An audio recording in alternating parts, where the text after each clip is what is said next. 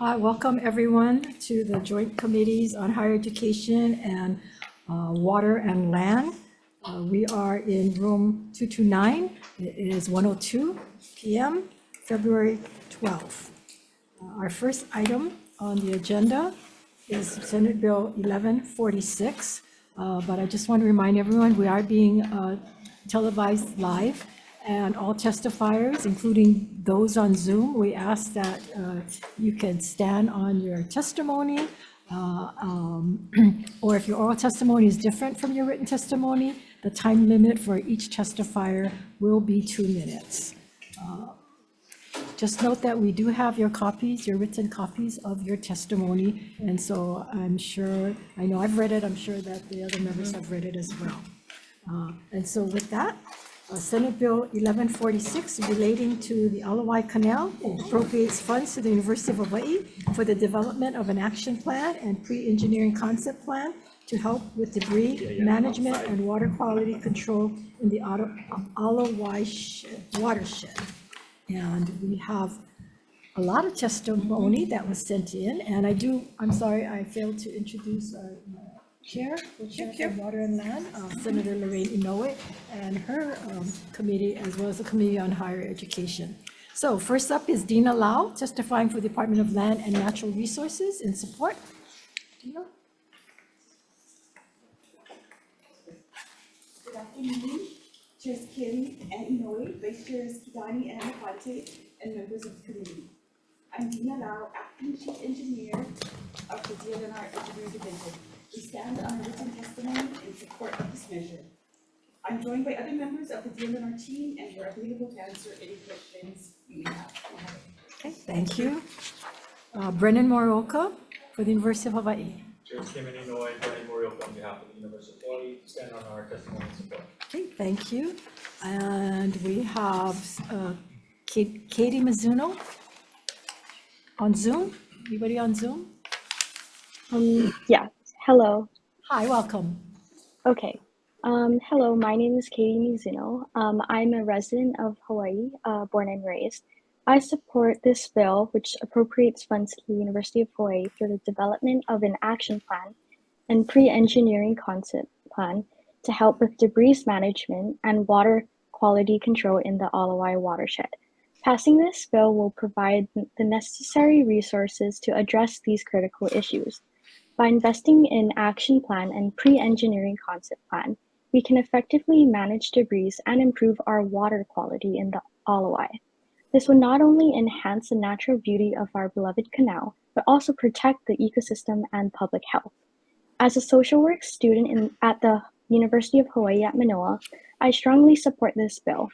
The involvement of the university in developing the action plan provides an excellent opportunity for students and researchers to engage in real-world environmental projects. This will enhance their educational experience and contribute to the innovation solutions for environmental challenges. Thank you. Thank you very much.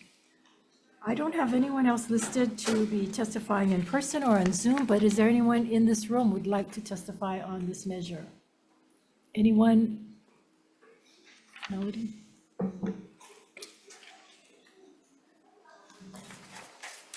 Aloha, Chair and the committee's Angela Melody Young, testifying in support of the appropriation of funds.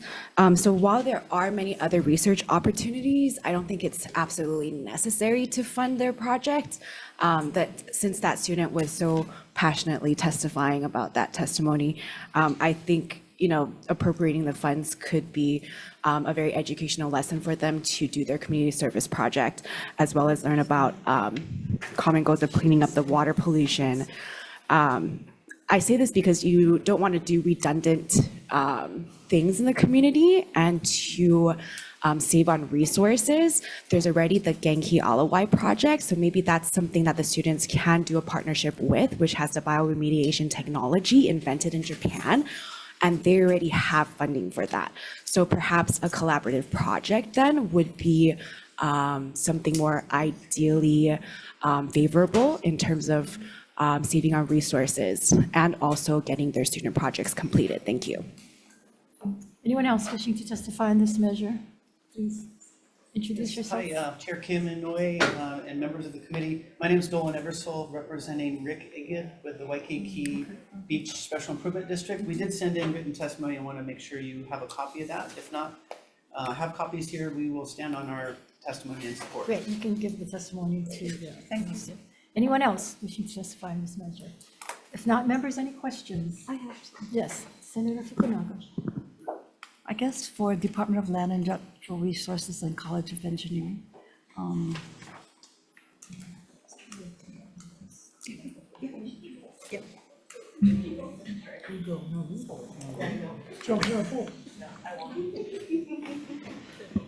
It sounds, very exciting to be utilizing university expertise as well as Department of Land and Natural Resources. And I'm kind of wondering to what extent your agencies are also reaching out to some of the other nonprofits and community organizations that have organized projects in and around the Alawai watershed. And I'll just give you one quick example. The Genki Hawaii group has been doing a lot of work within the canal, to improve the water quality. And I think this is a terrific opportunity. Thank you, Senator. With respect to Genki, that's actually a project that's been born out of the University of Hawaii by one of our faculty members, not one of my faculty, but one of our faculty members within the university. And we have already been in conversation with him, and he is more than likely to be a part of one of the solutions. The actual tasks is still yet to be defined because that's going to be done through conversation between the university, DLNR, DOT, the cities, DFM and DDC, because it's going to be very multi-jurisdictional effort. And so we still need to have those conversations. I hope if you could provide a list, of some of the community groups and others that you have identified, then we would like to kind of make sure that we have as many of those that are interested in doing projects connect with your efforts, because I know Department of Land and Natural Resources was involved with a proposed project, to reforest a portion of Wa'ahila Ridge with native vegetation to remove some of the invasives. And, they ran into some issues and concerns. So it would make sense to really utilize all the resources that we can bring from the community and university. Sure. Thank you. Senator Inouye. And more for Dovar. So the question is, Megan, with what we're doing right now with the catchments of the debris, you're hiring the contractor. But when we looked at it, I think you did say it only covers about 30% of the debris that has been flowing down. So I think aside from the water quality portion that Senator Fukunaga talks about in the good work that the university did, but the issue, I think, is the collection of the debris that has been the biggest problem. So with that said, now on the 30% with the contractor that you had, when did this go into effect? When did you hire the contractor? Was it for last year's debris or? So Megan Stats, I am the administrator for the Division of Boating and Ocean Recreation. We've had a contractor for the debris trap probably for the last 10 to 15 years. And it does catch anywhere between 20 to 30% of the debris. During this last storm event that we had, we did work with our DLNR engineering branch and set up a boom catchment across the Alawai Canal, which basically shifted all the debris coming down from the tributaries into our catchment system. And that's where we ended up spending about $115,000 just to remove the debris. So I think part of the So going back to what you're saying about your section, so that's the small boat harbor side then? Correct, right, it's on the Mackay side of the Ala Moana Bridge.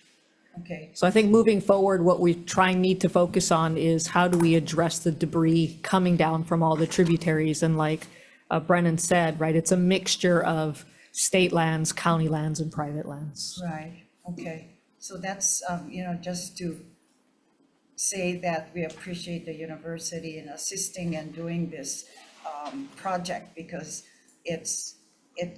that last spill was just horrible that you all went through. And and I think more to come with our climate change So good luck, but anyway, hopefully that we can come to some solution, but we thank, the authors of this measure as well. Much needed. Thank you so much. Thank you. Thank you. Thank Any you, other Chair. questions, members? No? Yes, Senator Favela. Yeah, just to university, how you guys track the progress?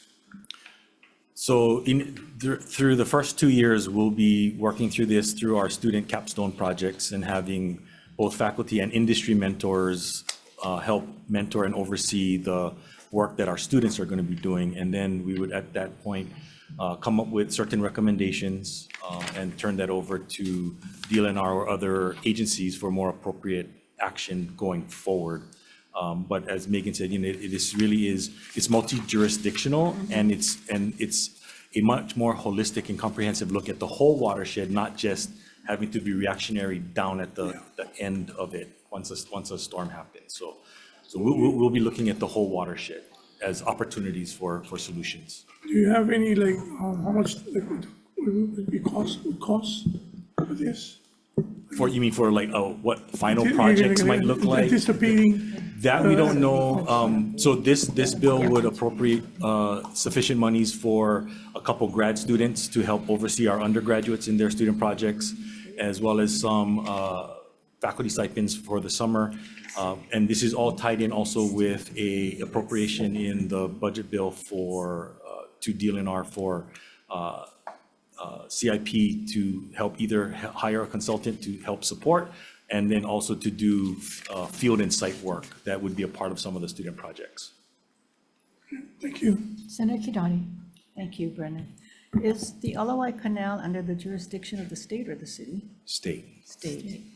Several years ago, I can't remember exactly when, my Mililani Rotary Club went and did the Genki balls. So has that helped the situation any? And, what was it when we first noticed the issue as far as the pollution? And has it gotten any better? And where do we want to be?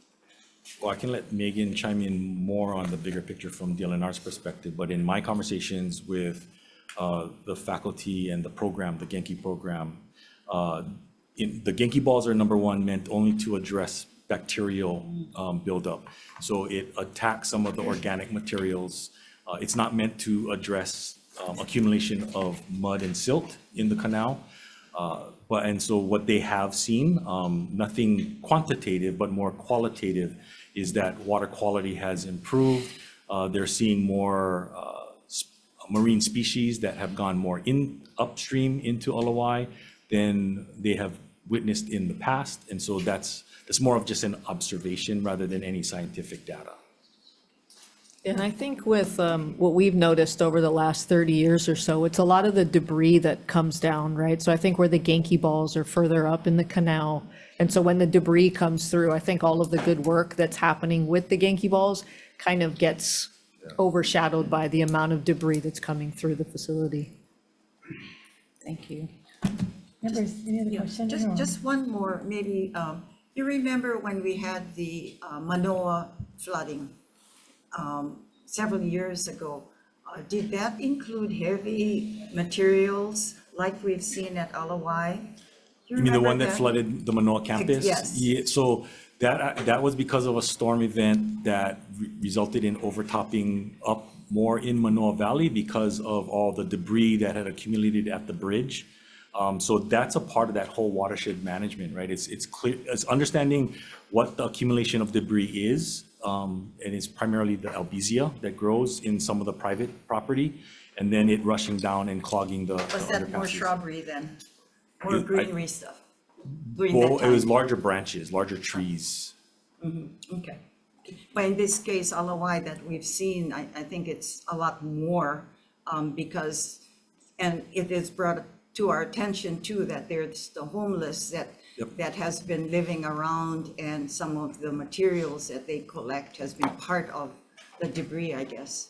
Right. Okay, all right, got work to do. Okay, Thank you. Thank you, Members, Chair. any other questions? If not, we're going to go straight into decision-making. The chairs have conferred. The recommendation, members, is that we pass Senate Bill 1146 with amendments we're going to blank out the appropriation, and we're going to defect the effective date to July 31, 2050. Any discussion? Hearing none, the chair votes aye for HRE. Sorry. That's with amendments. Senate Bill 1146, chair votes aye, vice chair votes aye. Senator Fukunaga. Senator Hashimoto. Aye. Senator Favela. Aye. Measures adopted, Madam Chair. Thank you. Okay, for the Committee on Water and Land, Chair's recommendation is to pass SB 1146 with amendments. Any comments from Water and Land Committee? Seeing none, hearing none, Vice Chair for the vote, Chair goes aye. Chair's recommendation is to pass SB 1146 with amendments. Chair and Vice Chair votes aye. Senator Chang. Aye. Senator McKelvey is excused. Senator DeCourt. Aye. Madam Chair, recommendation is adopted. Thank you very much. Meeting is I adjourned. urge-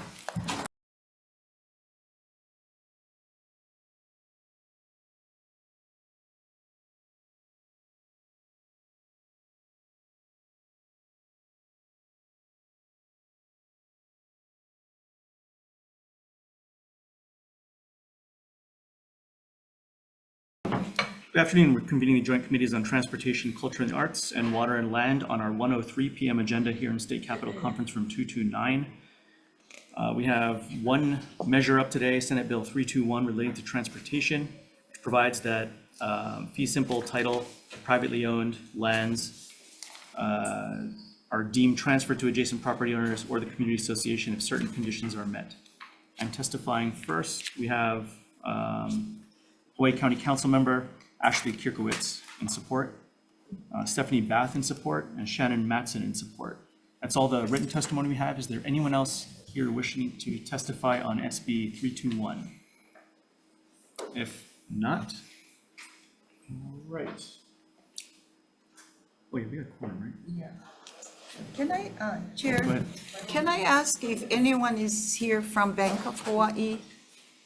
And the reason I ask is several years ago, I think there was an association right outside of Honolulu somewhere that was a privately owned subdivision, but also had an issue with the roads with that association.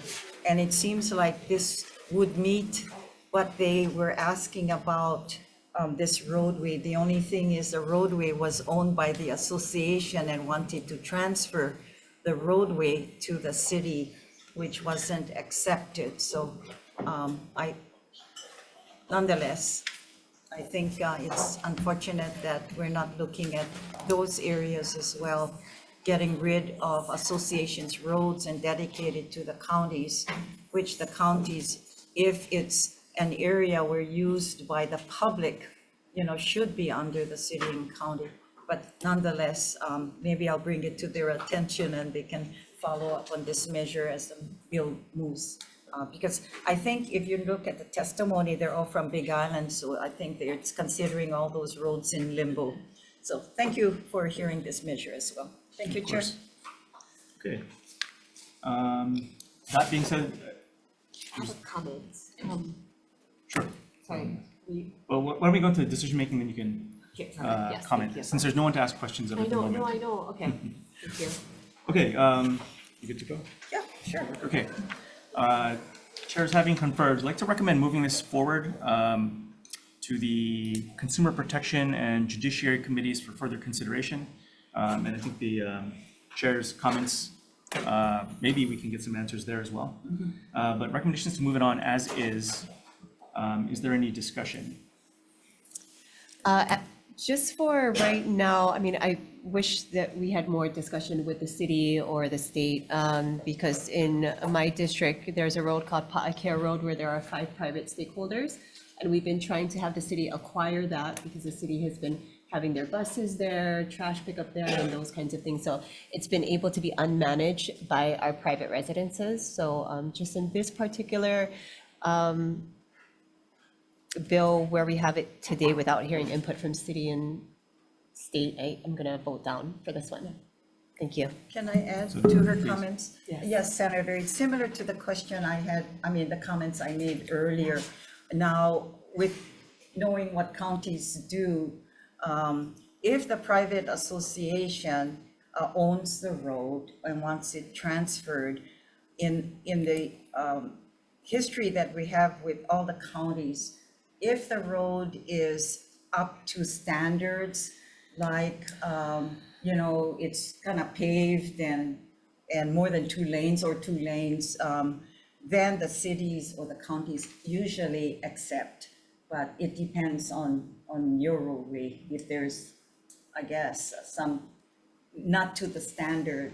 So, but this is what I talked about earlier, that we could continue the discussion as well, because I think with that said, it seems like the city and county in your area seems like they've already taken the responsibility and the liability, because if they're already utilizing it for their work with regards to the duties that they continue to do weekly, that I think this measure is a good time for us to talk about those issues with the counties. And somehow we can add some language or continue resolutions, because this is long overdue. There's too many private subdivisions that are occupied and population, and look at how the counties, look at, because if they're already using the roads as well, I can see why they can do it. Okay, let's continue the discussion. Thank you. Thanks. So any other discussion? If not, why don't we go to a vote? Sure. So the recommendation would be to pass SB 321 with amendments. Okay, as is. I'm sorry, as is, Yeah, as is, thank you. Yes, yes. Reflex. Recommendation passes 321 as is. Seeing no other discussion, Vice Chair. Okay.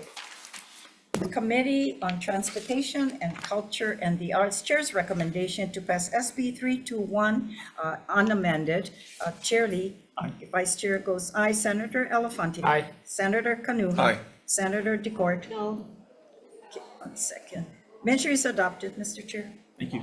And for the Committee on Water and Land, Chair's recommendation is to pass SB 321 as is. Any discussions for Waterland Committee? Hearing none. Vice Chair for the vote. Chair goes aye. Chair's recommendation is to pass SB 321 unamended. Chair and Vice Chair vote aye. Senator Chang. Aye. Senator McKelvey. Yes. Senator DeCourt. No. Madam Chair, your recommendation is adopted. Okay, thank you Thank very you. much. We're adjourned. Okay.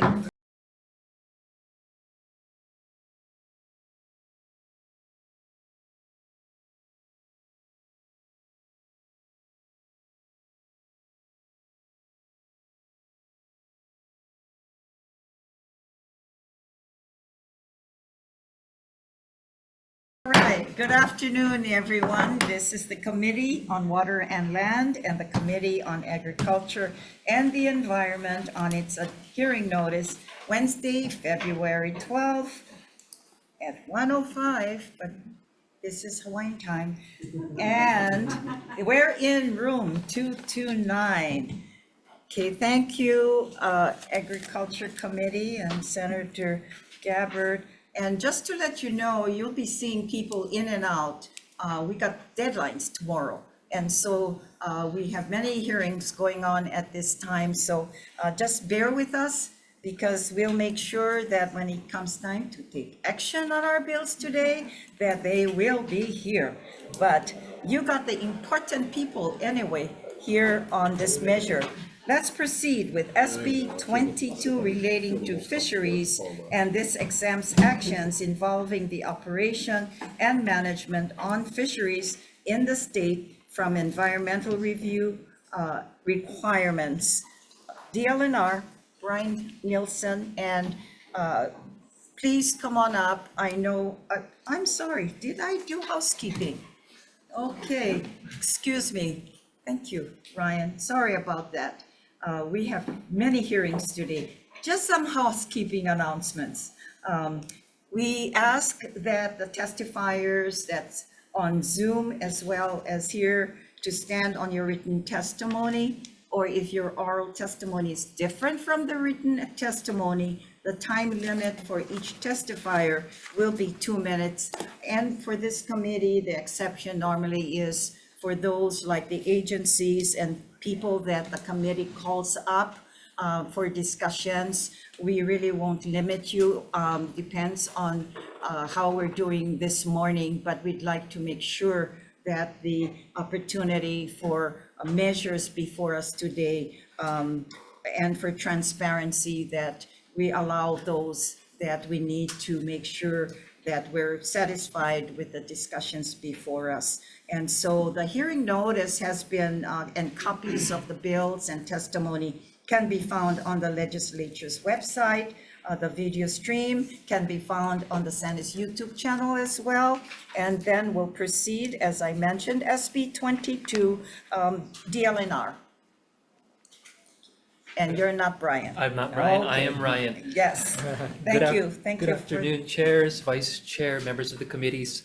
Ryan Kanakaole, Department of Land and Natural Resources. DLNR stands on its written testimony offering comments on this bill, and we're here to answer any questions. Okay, we will be asking you questions later because I think this is the measure that probably that's on the radar that's been happening since the court case.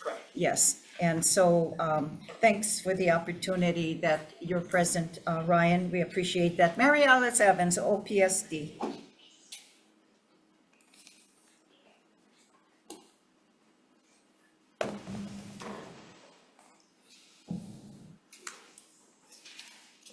Good afternoon, chairs.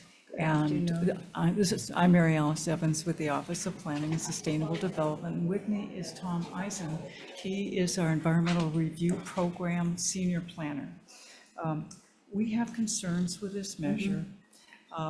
We feel that it probably shouldn't be an amendment to 343 because it's global in nature to exempt an entire industry from our environmental review program. Okay, members, while they're up here as well, here's an opportunity to ask questions, but you'll be around for a while? Of course. Okay, thank you so much. Okay, Earth Justice Mid-Pacific Office. Okay, aloha. Aloha, Chair Inoue, Chair Gabbard, Vice Chair, and honorable committee members. My name is Kylie Wager-Cruz, and I'm an attorney with the Earth Justice Mid-Pacific Office. We did submit written testimony, so we stand on that, and I just wanted to make another... And in opposition. Yes, in opposition. Couple other points that weren't said in the testimony were that I just wanted to remind you, some of the impetus behind this is the aquarium trade fishery. I just wanted to remind the committee members that before the landmark Umberger case requiring environmental review for aquarium fish permits, it was really the Wild West out there. DLNR was handing out permits for aquarium fishing to anyone who asked without any environmental review, without any consideration of cultural impacts. It was you pay $100 and you go take as much as you want. And what HEPA did, and the court ruling did, was ensure that cultural and environmental concerns were considered in advance with the opportunity for public input with through multiple avenues, multiple rounds of written testimony, and also at hearings.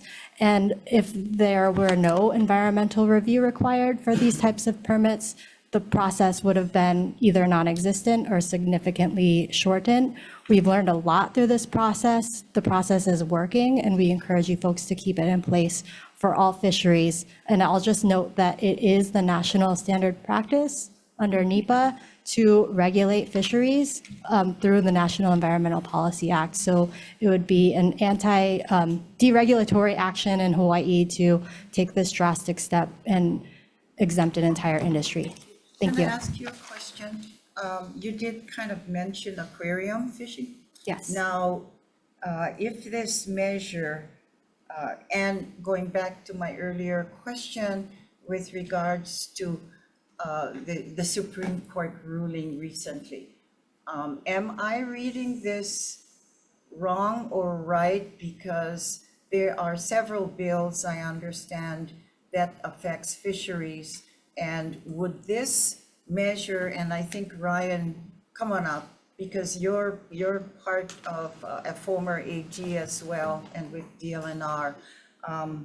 are we to say that this measure, this particular one, and there's other bills that has been floated around with regards to fisheries and the recent Supreme Court ruling,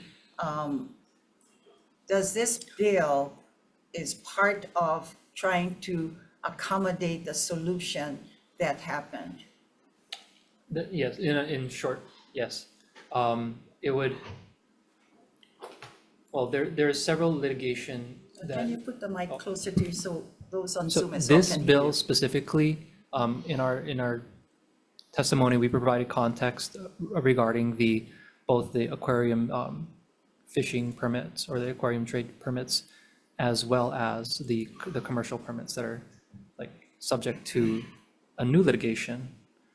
Yeah. Right. The commercial marine licenses, sorry. Okay, so the Ka'anapali case, okay, included not the aquarium per se, but more on the commercial side? So that's a different That's case, a and different- this okay. bill would not address that. Oh, okay, okay. So this is the previous one as we talked about. So SB 22 is just related to fisheries. Okay. SB 1074, which you'll hear later, Yes. is related to the commercial Okay. tour boat operators. So this is just fisheries. Okay. And the cases that we brought were narrowly focused on the aquarium trade in particular, and not on other forms of commercial fishing. It will require, based on the Supreme Court four-part test, a detailed That's a hamburgers analysis. case. No, the other other one, one. the other one, Okay. to decide whether or not HEPA review will be required for the actions that are being challenged in that separate lawsuit. That was a lawsuit brought by the aquarium industry, not us. But I will mention that even if a court were to determine that certain aspects of commercial marine licensing outside of aquarium fishing required HEPA review, DLNR would have the option to exempt de minimis activities under that umbrella. That's correct. Yep. Okay, all right, any questions you may have? Okay, thank you so much for being here as well. Okay, Randy Cates.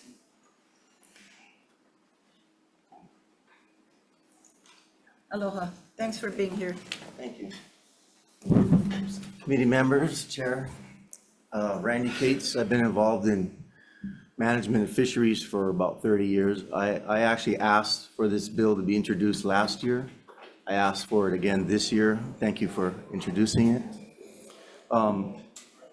It's an important bill, and I don't think people understand what will happen or could happen. So contrary to what was being said, most states, in fact, all states, don't manage their fisheries in the EIS process. The federal government does, but they have a large budget that fund those NEPA projects. The state will have to either fund this or the fishery will have to fund this. So when you guys think about going and having a party and eating tuna, this affects that. That will be either, it'll affect it drastically because to sell your fish in Hawaii, you have to have a CML license. So if this goes forward, every fishery in the state will be forced to do that EIS. A coolie, bottom fish, everything you think of will be forced to, will shut down and have to be on an EIS.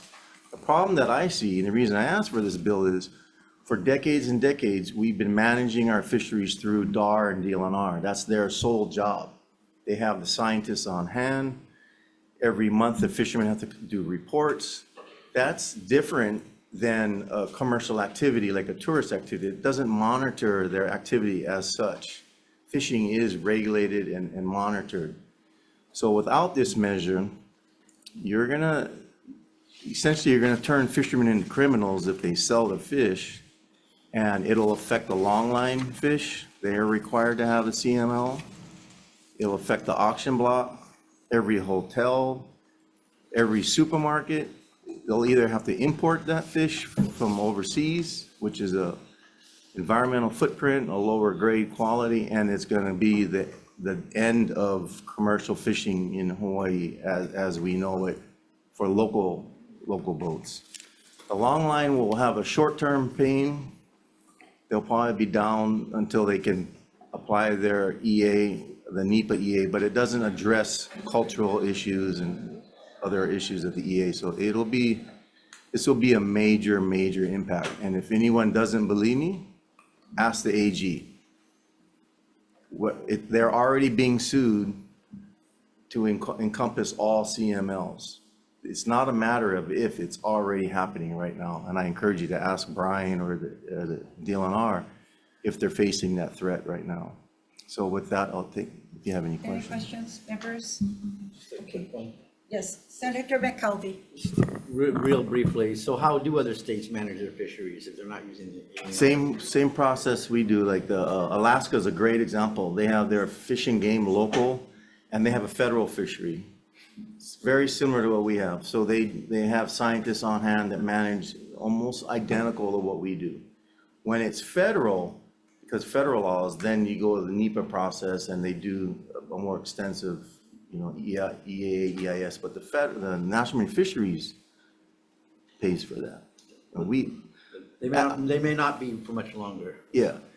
Well, the other question to ask is, can DLNR do this? Can they or will they do the EIS for each fishery on each island?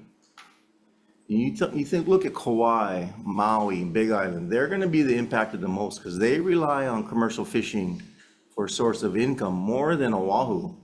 We do it as a weekend type thing. So if you're a family on Kauai and you have the ahi season come in, you rely on that income. That is gone.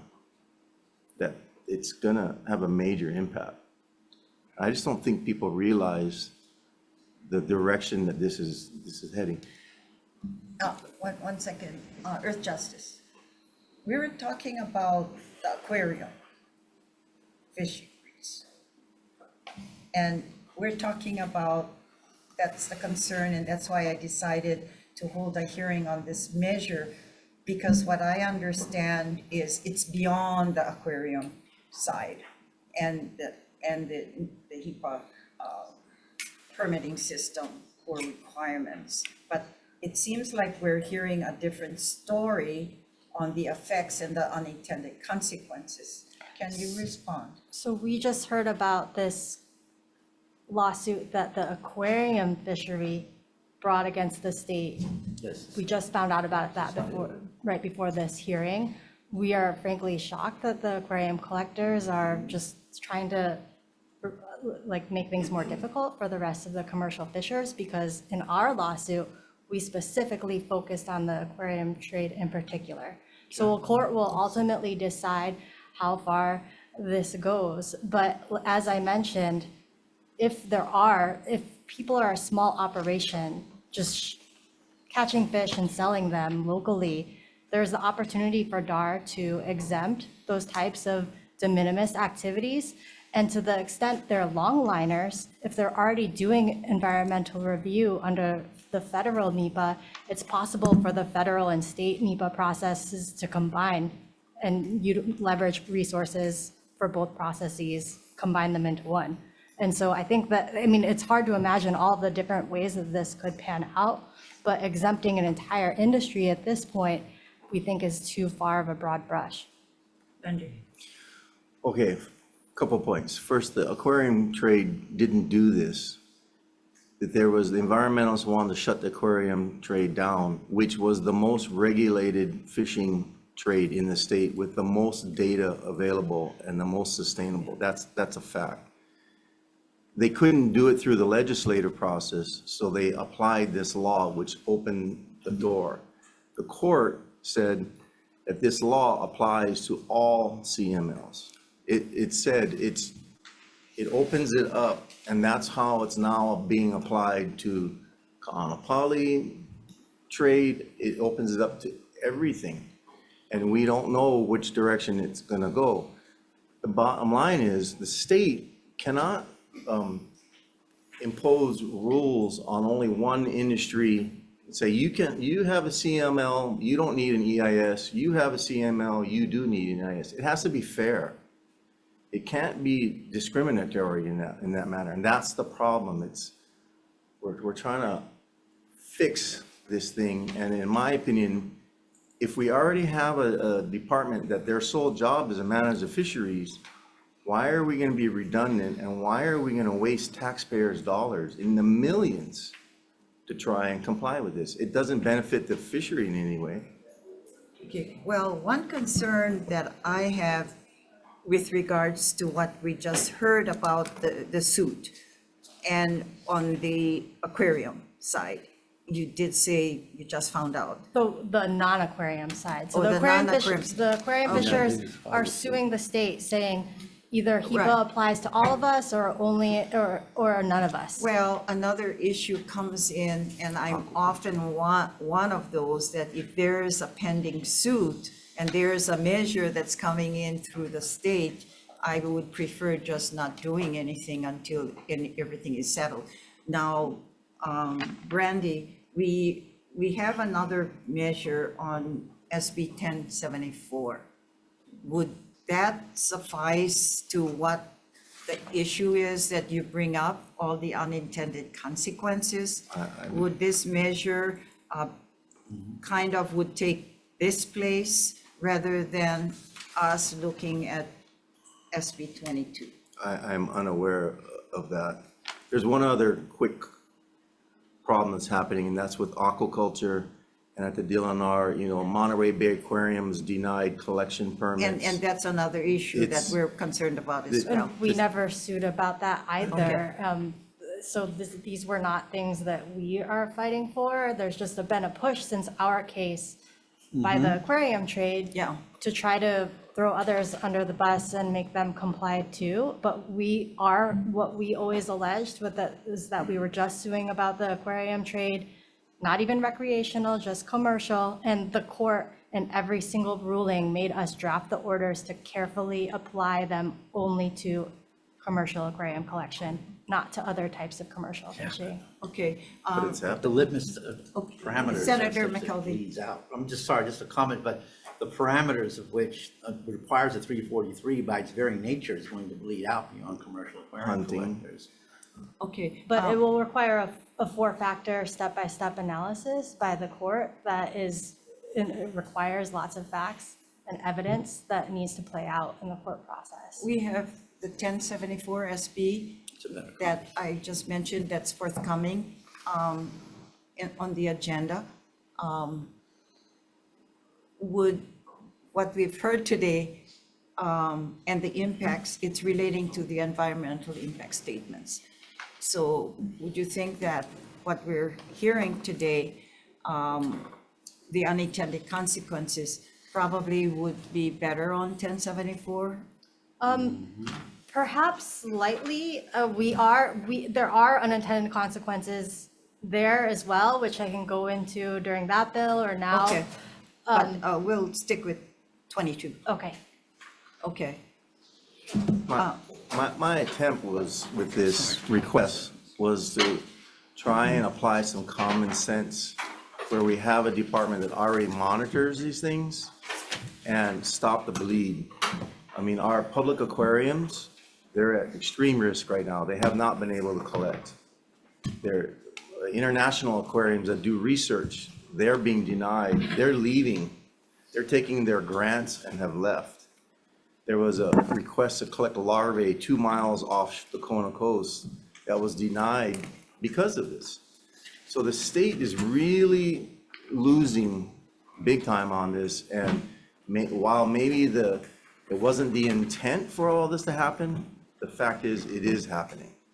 So we need to protect our source of food, fish first, and I hope and I encourage to look at everything else as well.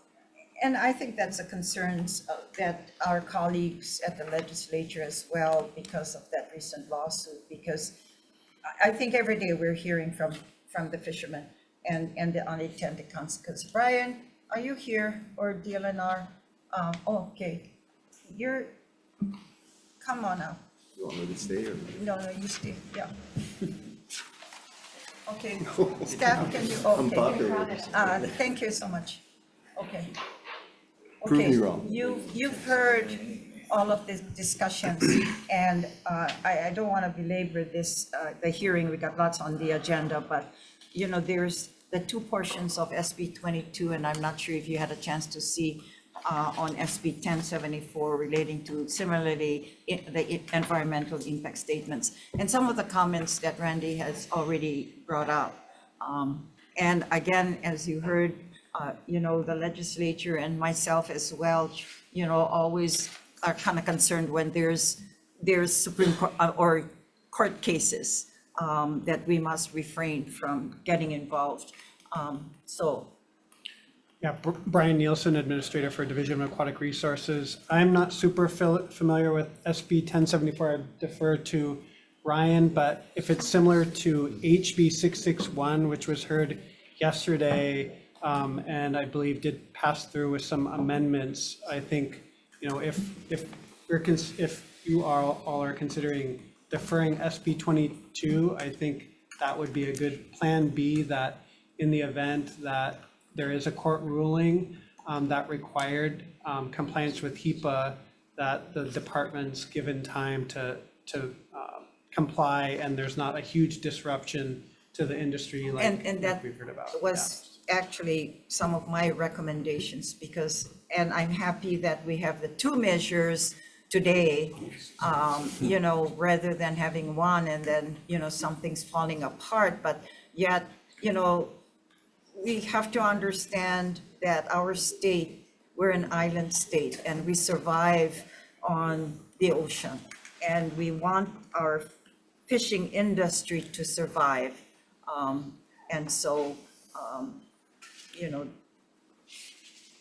And that's what my recommendation was going to be with my colleague here as well. I think there was some discussion about, and this is in regard to HB 661 yesterday, that it was a little too broad and narrowing it down to just Do you know if the language is similar to 1070? Oh, come on, Ryan.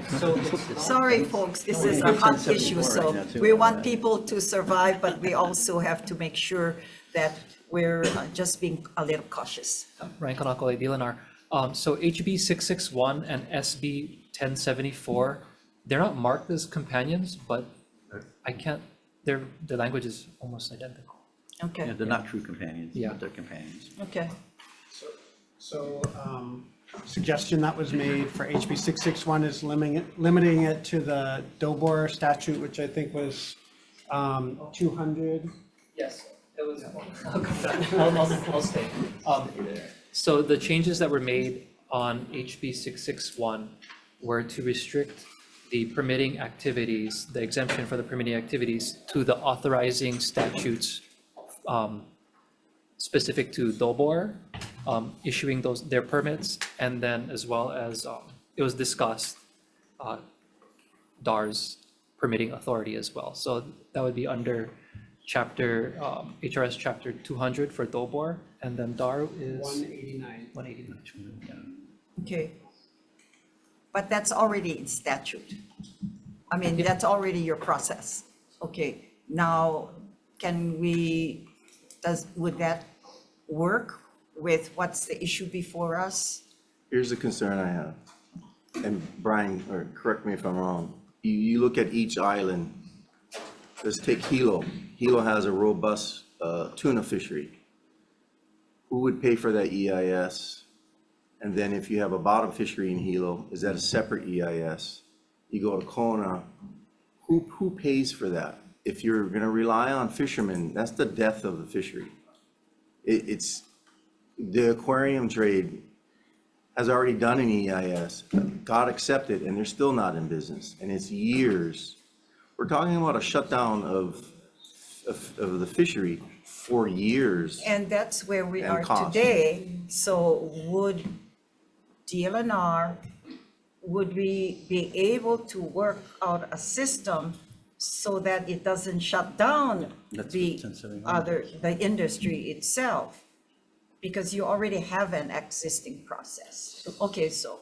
So the bill, Senate Bill 1074, HB 661, the language would provide the ability for the permitting activity to continue while the litigation, as well as the compliance with 343 process is concurrently going on.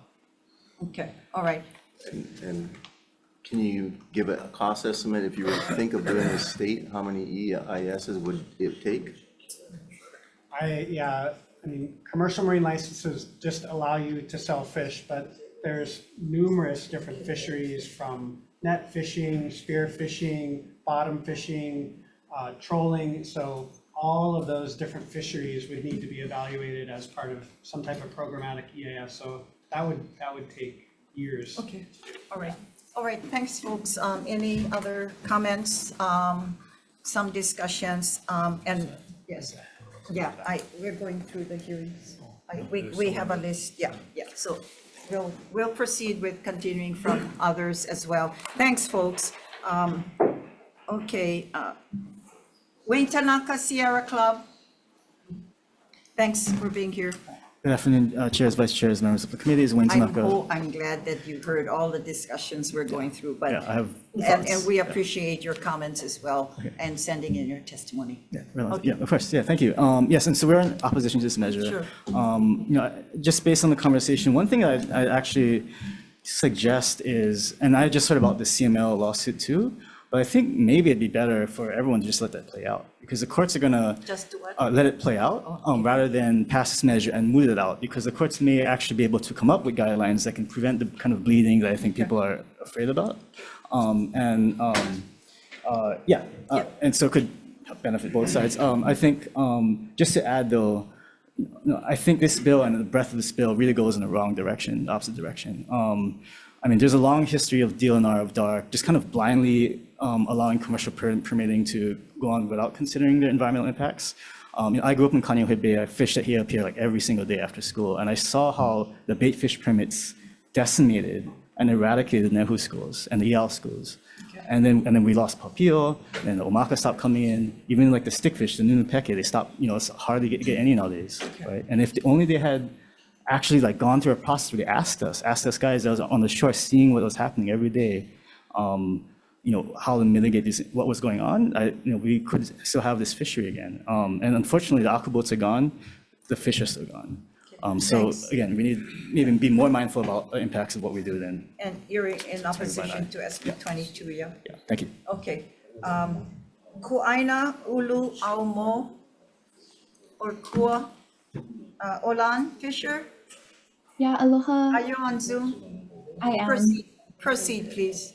Thank you. Aloha mai kako, chairs and vice chairs and committee members. I'm Olane Momi Fisher, advocate with Kuaina Ulu Auamo. And we stand on our testimony in strong opposition to SB 22. As it's already been said, it's far too broad, and it's a serious threat to both Native Hawaiian rights and the Kama'aina community well-being in general, as well as, like it's already been mentioned, the overall health and abundance of our nearshore ecosystems. And like it's already been talked about too, the exact same bill, HB 123, was just deferred on the House side yesterday. So we urge you to please do the same here for the numerous and obvious reasons. Thank you. Thank you very much. Office of Hawaiian Affairs. Okay, sends a communication in opposition as well. Okay, there's a Kim on Zoom. IT? Okay, Adrian Isham. Chair? On Zoom. Is that you, Kim? Yes, it's me. Okay. Can you hear me? All right, aloha. Aloha, Chair. This is interesting because you're hearing a lot of misinformation. You're hearing the word that there's a lawsuit going around. For one, there's no lawsuit.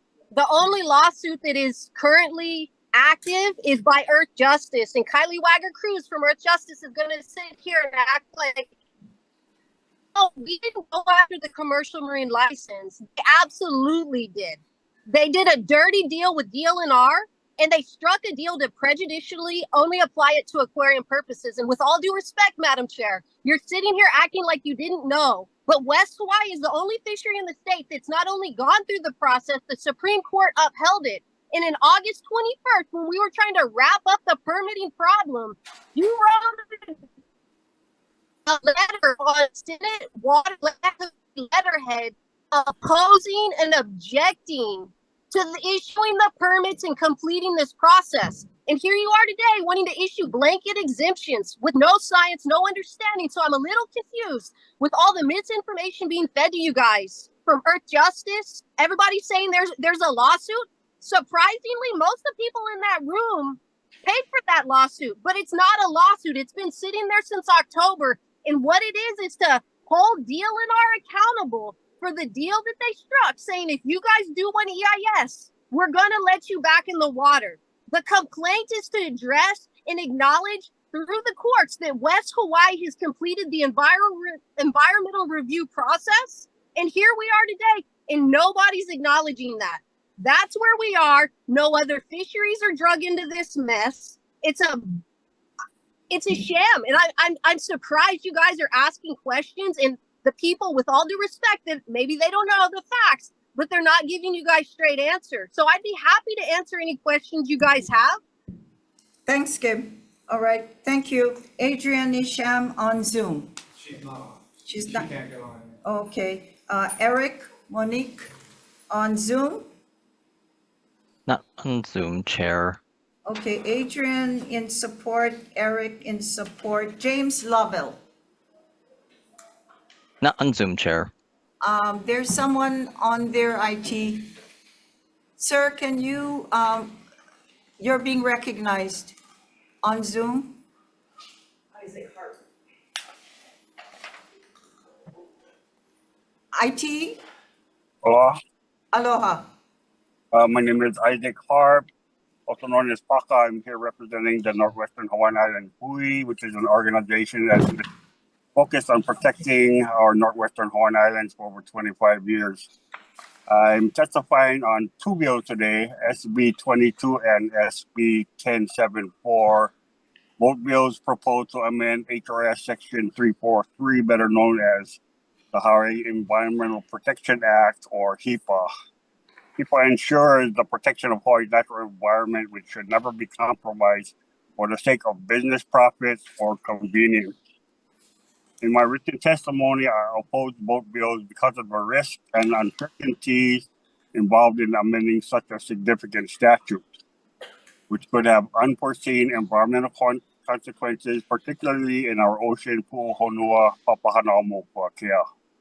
I remain opposed to any amendments to HEPA law. Please seek solutions through other measures and leave HEPA intact. Mahalo for Thank making you. Mahalo, Isaac. All right. transparency, the voice of the people, and environmental protections. Aloha. Yep. Thank you. Members, if there's no questions that you want to have those that testified earlier. Sorry, Chair. Okay, okay. Can you announce your name, please? Oh, aloha, Chair Gabbard Inouye. This is Inga Gibson with Pono Advocacy and For the Fishes. Okay. Can you hear me okay? Yes, okay, Inga Gibson. Yes, thank you. Okay, And proceed. in strong opposition to SB 22, we did submit written testimony. I did just want to reference, if you look at DLNR's own testimony, you will see that they reference the lawsuit of November 2024 that was presented by the aquarium trade. So if there's any question, it's right there in DLNR's written testimony. And that is where the aquarium fishers are asking the state to look at all CMLs. That is not something that any of us had any involvement with. Our interest, of course, were specific to the destructive impacts of the aquarium trade. I did, after participating in the hearing yesterday, just want to strongly encourage the committee to please defer this, as well as SB 1074. HB 661 is moving in the House. It will potentially address some of the concerns, the legitimate concerns with non-extractive industries such as the Kahanapali boaters and so forth. So urge the committee, there's just way too much risk here. The public would be completely shut out if there is no HEPA process. So urge Thank the you, committee Inga. to defer. Mahalo. Mahalo. Is there anyone else wishes to speak to SB 22? I see a hand raised there. Yes, Sir, yes, I would like to. You'll be after. Yes, okay. Aloha. Aloha mai kako. I'd like to vote in strong opposition to Your this name, bill. please. Your Cameron name. Horson, SB 22, yes. Thank you for being here again. I just want to reiterate that this is I think Kanaka Maoli fishermen, I've heard this a lot. I have a lot of friends that are in the fishing industry. There's a lot of sort of industry bulk fishing that goes on. So the locals, the Kanaka cannot fish. Yeah, all the big fish are taken or whatever else. Yeah, the big bulk. Yeah, or industry fishing. It's not fair for Earth Justice to say, you know, everything's the same because it's not the same. Everyone cannot be treated the same. One, the Kanaka are exemptions to any laws from the United States. Yeah. They need to, like, I don't know if they need to carry IDs or what, but they need to be, you know, treated differently. So if you have a Kanaka fisherman in there, they can fish however they want. This is not the United States. None of these laws apply. Okay, so that's one thing. Another is the size. Like if someone wants to go fish and they get one small boat, you know, they should be allowed, right? It applies. It's not all the same. You know what I mean? Like it's not a big fishing bulk, you know, fishing boat, and the people that are fishing it and who they are and where they originated from matters as well. So I'm strongly against this. We need to consider that. Thank you so much. And Mahalo. Good seeing you. Okay, gentlemen here, and those on Zoom, I understand there's one gentleman and you're next, and then we're going to stop the testimonies as we still have not completed the first one on a long agenda. Thank you so much. Thank you. Aloha. My name is Jerry Isham. I'm from Waianae side. I live in Nanakuli. I'm actually a fisherman. I was one of those aquarium fishermen that was put out of business about 5 years ago. And like Kim said, we did a study. These laws, when they talked about it being too broad, this bill being too broad, it's not that the bill is broad. The law is broad. And so that's why it's absorbing all these fishermen, not only fishermen though, this goes to commercial activity, commercial permits, even brothers that's renting surfboard rentals. If they need a permit, they liable to get sued. And so you guys know this, the average local person cannot pay to do these environmental studies. It's not even about the cost of doing a study, it's also the cost of fighting it in courts. As you can see, these EIS was accepted in Kona, and they're still fighting in court. They just can't, but it's designed that way. It's to hold the average local person back. How can 5 fishermen go up against environmental groups, billion-dollar organizations like this? And the local fishermen, the bill that was the sister bill to this bill today, I'm sad to say, but that one would fail because unfortunately a lot of fishermen didn't know about it. They heard about it too last minute. They didn't get down here. That's why it failed. But I promise you, if this bill goes forward, you will see 30, 40, 50, maybe even 100 fishermen at the next hearing when it goes to the next level. It got through. A lot of fishermen didn't know about it, but I'm telling you right now, the system is rigged, and it's rigged by environmentalists with a lot of money. That is a fact. You ask any citizen, it's the local people always get held back, whether it be fishermen, whether it be anything. We've always held back by laws that we just cannot afford. We cannot find it. But anyway, it's frustrating. Sorry, I'm all over the place. Tried to jump in 2 minutes. Please pass Senate Bill 22. It's literally the only thing, You did say you had a business, but what are you doing now? Just regular fishing? So I regular fish, but I do it part-time, but it nowhere near as, if I can answer that in 30 seconds. The fishing I do, and honest to God, I'm a fisherman, and I'm not knocking food fish, but I could catch 6 aquarium fish. Promise to God, I could catch 6 aquarium fish. I now gotta catch 6 coolers of mempachi. I gotta catch 8 coolers of opello for make the same money with that 6 fish. And they're talking about that they're trying to save the reef. They have no clue what they're talking about. Okay. That's the bottom line. I promise to God. 30 years I fish. I never see one of these guys on the water. Not one. Fishermen, you wanna know real talk to fishermen, bring them together. Anyway, Thanks so much. Okay. Sorry. Thank you. All right. Okay. Aloha, Aloha. Chair and members. Your Nice name, talking to please. you. My name is Ron Tubbs, and I'm here in strong support of Senate Bill 22. We heard from the person that filed the lawsuit, and I'm a former aquarium fisherman too. Anyway, they completed a HEPA. It's cost $800,000 to complete a HEPA, get it passed. Of course, the lawsuit is active. I just looked it up on the court system. There's nothing that's going to stop that unless they withdraw it, but they can reinstate it at any time, okay? And these people I know, and they're kind of my friends, so I'm not trying to badmouth them, but they put a lot of money and effort into this, and they don't want to see a bunch of fishers come back that haven't put a lot of effort into this. So I can understand, their stance on this bill.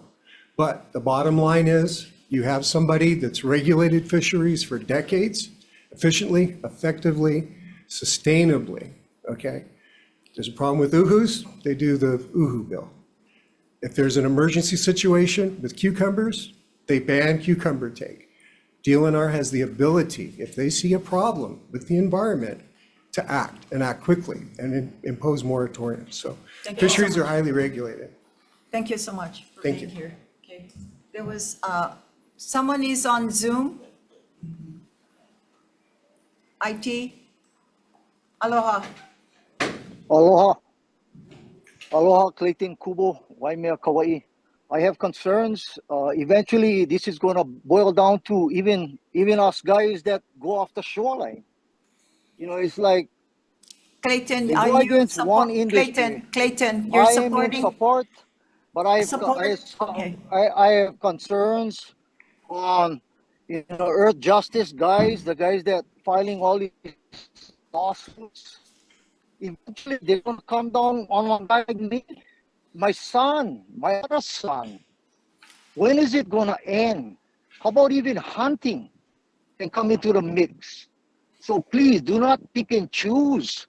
Make sure the whole industry is not just a few. Mahalo nui. Aloha. Okay, thank you, Clayton. All right, we'll adjourn the testimonies for SB 22.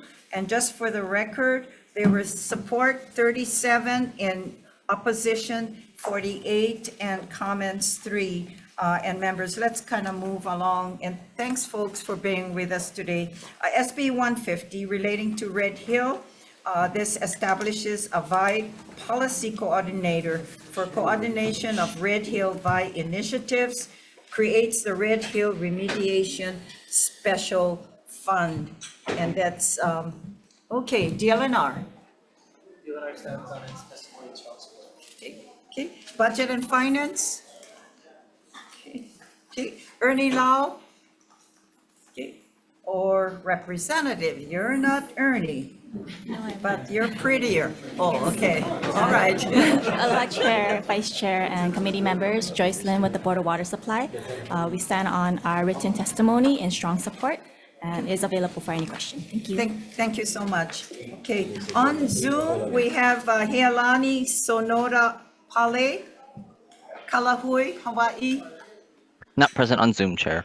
Okay, and communication in support, Ilima Di Costa, in person. Yes. Aloha. Thanks for bearing with us today. Well, mahalo to the chairs and for the committee members for hearing this today. I think this measure is important because I'm also an elected member, Ilima Di Costa. I'm an elected member of the Red Hill CRI, and we're unpaid, we're not compensated. So I'm here and I have done a lot of work in an uncompensated, unpaid position. But I do think that we need somebody who's actually compensated, because I'm pretty sure that if you all weren't compensated for your job, it would make it harder for you to come here every day. So having somebody who's compensated, who can interface with the government, whether it be federal or state officials, as well as our elected officials, I think will go a long way to helping move things along and improve the community engagement. So I'm in strong support of SB 150, and I do hope that you pass this on. Mahalo. Thank you, and thank you for your volunteerism as well.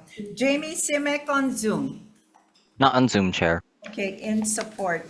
Members, we've had 39 communications in support, 1 opposition, and 1 comments. Anyone else wants to speak on to SB 150? Hearing none, we'll continue. Sure. Okay, I'm sorry. Okay, aloha again.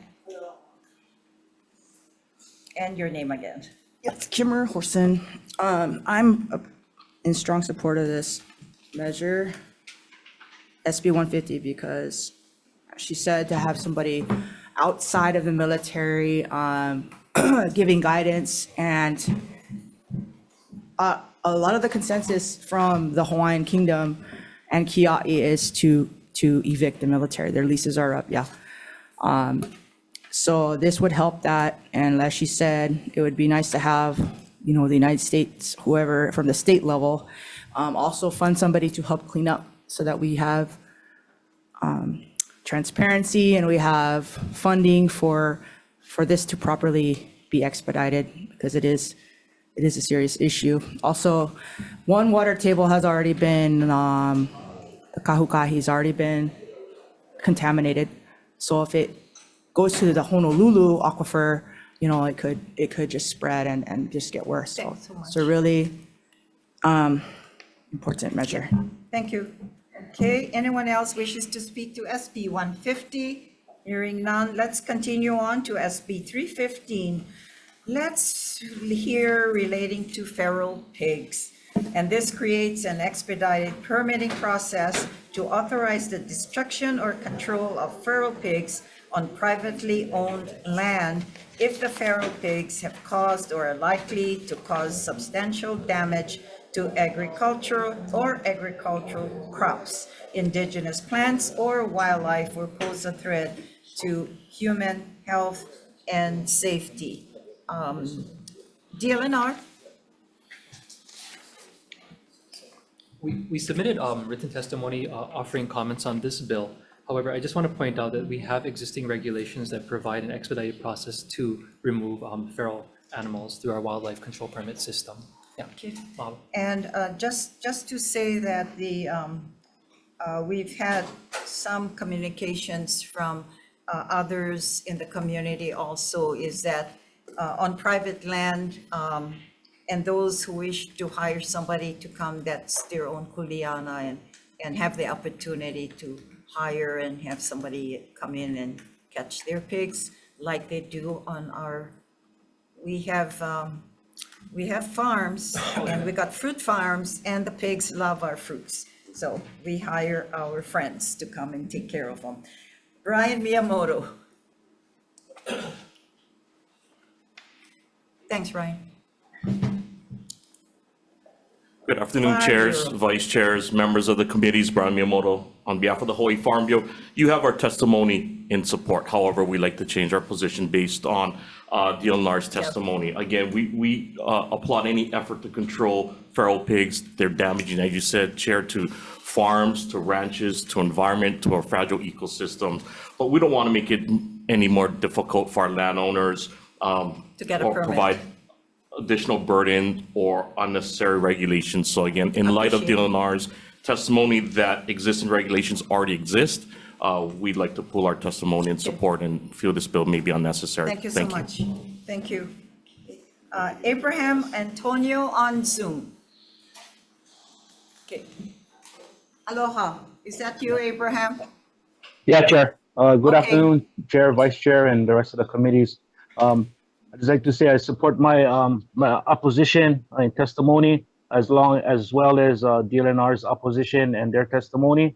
The only thing I would like to add, which you kind of touched already, Chair, was the landowners of agriculture properties should talk to hunters, not poachers, and make sure they screen the people that they add onto their properties. Yeah, and our local DOFA office in Hilo, they have a trappers list. I'm not too sure if any other DOFA offices throughout the state have trappers lists, but the property owners, they just need to talk to their hunters and talk to their trappers.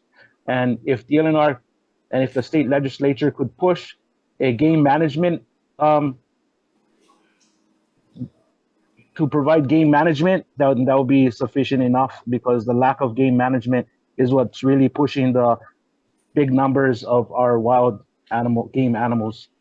Okay. Abraham, are you in Hilo? Yes. Okay. Go take care I of used the to be pigs. part of the Hawaii County Game Commission. Go take care of the guys' pigs office. I saw coming into Hilo Airport on Monday. There were a ton of them, those big black ones. I was Yeah. afraid they would get into my car. Aloha, thank you. Well, the state has my number. The state DOFA office has my number, so they can give me a call. Okay, thanks, Abraham. Thanks, Chair. All Yeah, right. bye-bye. Anyone else wishes to speak to SB 315?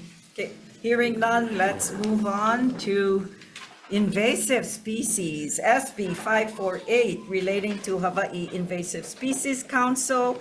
It appropriates funds for the Native Resources and Fire Protection Program and Hawaii Invasive Species Council to assure the long-term viability and continue to control and eradicate invasive species in the state. This is good bill. All right, David Smith or DLNR. DLNR stands on its testimony in strong support of this. Okay, mahalo. Okay, Department of Health. Chair, Vice Chairs, Department of Health stand up for testimony in support. Thank you so much. Department of Ag. Jonathan Ho, on behalf of the Department of Agriculture, we stand in support. Thank you. Thank you so much. Hawaii Invasive Species Council. Aloha, Chelsea. Aloha chairs, vice chairs, members of the committee, Chelsea Arnott on behalf of the Hawai'i Invasive Species Council. Just wanted to add some information. Department of Land and Natural Resources solely administers the Hawai'i Invasive Species Council.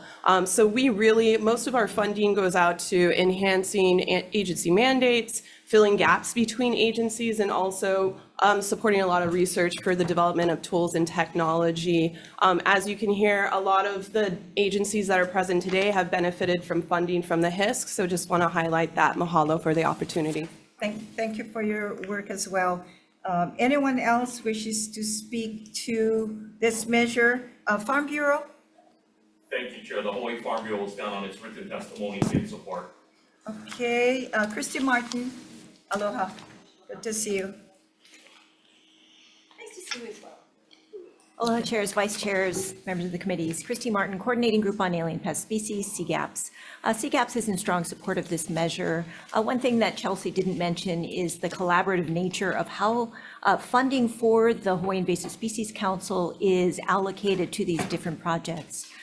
Members from each of the agencies and the working groups participate in reviewing grants so that each of these agencies can say, you know, what their gap is, or if it would be helpful for funding to go to a certain area. This way, we can reduce overlap and really target where the money goes. I think your dollar is well spent there. Mahalo. Okay, thank you, Christy. Sierra Club. Okay, mahalo. Outdoor Circle. In support, and we do have a lot of support on this measure, 30 in support, no opposition. Anyone else wishes to speak to SB 548?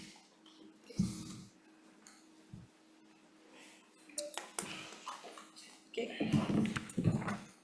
Okay, let's proceed then to SB 677 relating to a climate adaptation and resilience implementation plan.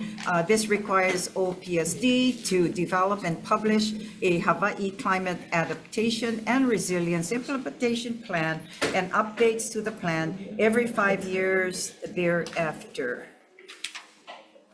Okay, OPSD. Aloha chairs, my name is Danielle Bass from the Office of High Sustainable Development. We'd like to stand on our written testimony in strong support and request the committees consider our two amendments offered in our testimony. I'm available for questions. Mahalo. Okay, thank you very much. Climate Change and Health Working Group, Elizabeth Kiefer or Kiefer. Good afternoon, chairs, vice chairs, and members of the committee. My name is Dr. Elizabeth Kiefer. I'm an internist. I'm on faculty at JABSOM, and I'm here representing the Climate Change and Health Working Group, bringing the voice of healthcare to climate issues. We stand on our written testimony in support of SB 677, and just want to highlight section 2.4, which recommends land use, development, and infrastructure adaptations to protect community well-being. We would like to reiterate to the committee that the climate crisis is a health crisis, which shows up in our medical offices and the ERs. Schools and buildings need to adapt to extreme heat. We've already seen teachers go to the ER because of heat illness. Wildfires, hurricanes, and flooding bring mortality, injuries, and morbidity from infrastructure failure. And rising seas bring contaminants, which cause infections in our patients. We actually heard some of these concerns firsthand 2 weeks ago out in Wai'i, where we conducted a climate and health listening session. We heard about a mom whose sons had extensive MRSA infection after swimming in Pokai Bay. People were worried about how to get to the doctor or dialysis when Farrington Highway floods, or if there was a fire, how to get their loved one who had dementia out in time. So these infrastructure adaptations protect our families because the climate crisis is a health crisis, and we thank you for the opportunity to testify. Thank you, Doug.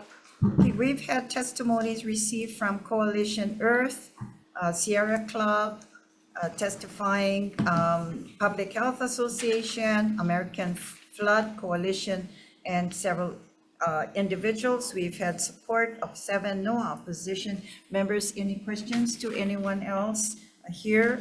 Otherwise, thank you as well. We'll proceed to, let's see, SB 739 relating to land exchange. It allows the governor to negotiate land exchanges to acquire lands that are suitable for long-term diversified agricultural production in exchange for land for private affordable housing development. Requires report to the legislature. 739.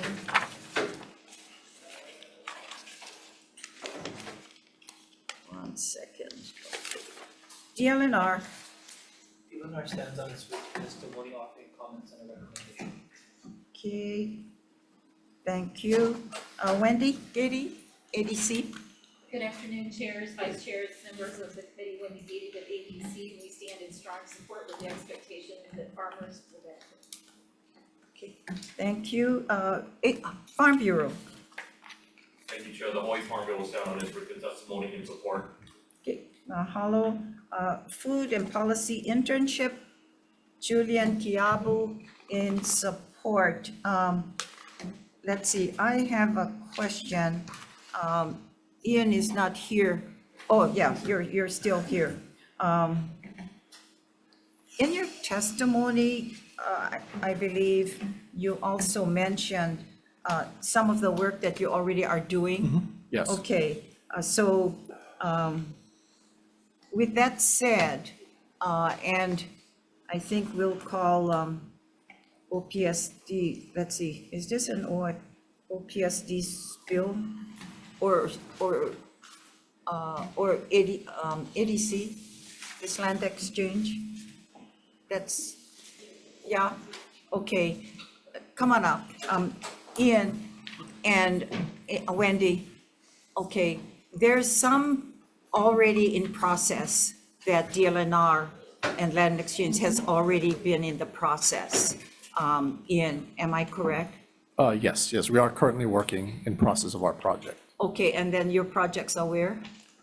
East Kapolei, it's adjacent to the Keoniai rail station across from UH West Oahu. There's a parcel adjacent to that, one parcel Mauka of that, and 2 parcels on the other side of Kualakai Parkway on the west, right, Mauka of UH West Oahu, across Farrington. Okay, and why are bringing this up is because there's work already on the go and proceeding. So I'm just concerned that allowing, this measure to move, that we certainly look at the properties of the potential land exchange, to occur. So I was wondering if they, how we would work this out, because we shouldn't be interfering with a process that's already in place. And I'm not Chair, sure if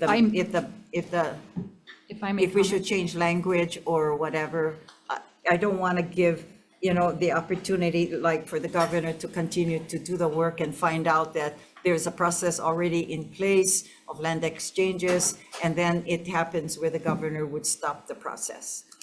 Chair, Wendy Gady, ADC, if I may weigh in, I don't believe this has anything to do with Act 90.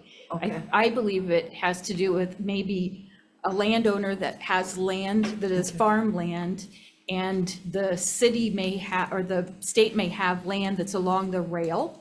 And so there would be a land exchange where the owner of the farmland would exchange that land for, without the cash changing hands, for something that's in an urban area.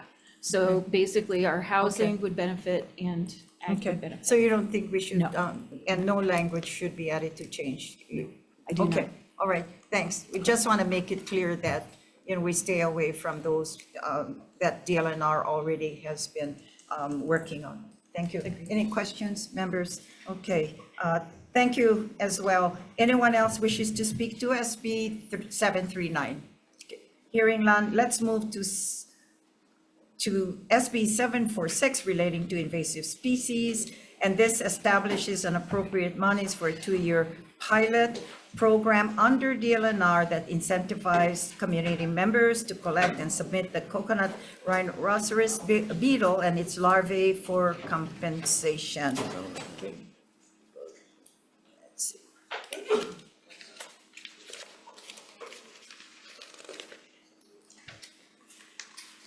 All right, Department of Ag.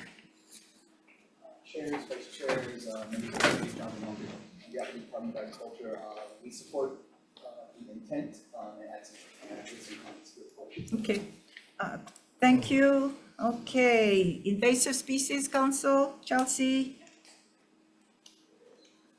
Aloha, Chair, Vice Chairs, member of the committee, members of the committee, Chelsea Arnon on behalf of the Hawai'i Invasive Species Council. We submitted comments on this measure, and since we're co-chaired by the Departments of Land and Natural Resources and Agriculture, we defer to their comments and concerns that they submitted. Mahalo. Okay, thank you very much. Okay, DLNR. DLNR stands on its written comments highlighting the department capacity impact that this program would have. Okay, thank you. Farm Bureau. Thank you, Chair. The Hawaii Farm Bureau will stand on its written testimony in support. Okay, mahalo. Melissa Von Voris. Okay, in support. Anyone else wishes to speak to SB 746? Hearing none, let's proceed to SB 107. I'm sorry. DLNR, please. I'm sorry. Okay. Senator Alba.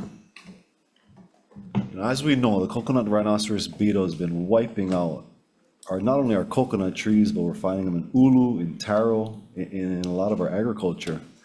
And I saw this bill and I'm excited. I see bills and I'm like, gosh, I got such a headache every day coming in and having to vote no on so many bills. But this bill we're excited for because this community-based bounty program to get rid of beetles is something that our community wants. We got people who want to do this. And so to see the DLNR calling it a helpful educational tool is disappointing. And I don't know what you guys got to do to make it happen or what kind of resources you need, but all I see here is the money man in the Senate with a good idea on how to pass, something that could help us, and excuses on why we can't make it happen. So my recommendation to the departments would be, community wants this. Can you guys make it happen? It's not about the making it happen. I think that could be done. It's the effectiveness part where our comments come into play, whether it's actually the pilot program would actually reduce CRB. If we're taking out thousands of CRB, how are we not reducing? I know they reproduce at an astronomical rate, but we got nothing else right now. Unless you guys are coming out with the fungus. Are you guys coming out with biological control? Because every day we wait, we got it in Kahalu now, and we didn't have it in Kahalu 6 months ago. So there's two questions there, biocontrol as well as the why wouldn't it, or potential concerns that we have on its impact. So do you have status on biocontrol first? Sure, we absolutely support biocontrol. We think that's the place where we get. For the record, just state your name again. Excuse me, thank you. Rob Hoff, Division of Forestry and Wildlife. We absolutely submit pushing forward with biocontrol. That's a top priority. That's what's going to manage this horrible pest in the long term. And we feel that, resources should be prioritized for research. We're currently doing all we can to support UH and Department of Agriculture in pushing forward with biocontrol.